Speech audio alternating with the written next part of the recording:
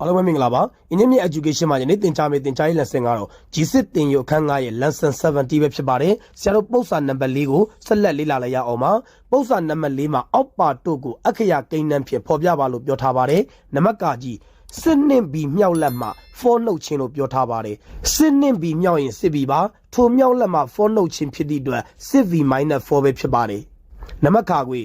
စစ်နှင့်ပြီးပေါင်းလက်ဤသုံးစားလို့ပြောထားပါတယ်စစ်နှင့်ပြီးပေါင်းရင်စစ်ပလက်ဘီပဲဖြစ်ပါတယ်သုံးစားဖြစ်သည့်အတွက်သုံးနဲ့မြောက်ပေးရမှာပဲဖြစ်ပါတယ်နံပါတ်ကငယ် y e နှစ်ဆတွင်5ပေါင်းခြင်းလို့ပြောပါတယ် y e နှစ်ဆဖြစ်သည့်အတွက် 2y မှာ5ပေါင်းခြင်းဖြစ်သည့်အတွက် 2y + 5ပဲဖြစ်ပါတယ်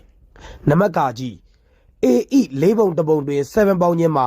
a e 4ပုံတစ်ပုံဖြစ်သည့်အတွက် 1/4a ပဲဖြစ်ပါတယ်7ပေါင်းခြင်းဖြစ်သည့်အတွက် 1/4a + 7ပဲဖြစ်ပါတယ်နံပါတ်5 10မှာ x e 4ပုံ3ပုံနှုတ်ခြင်းလို့ပြောထားပါတယ်10 minus ပါ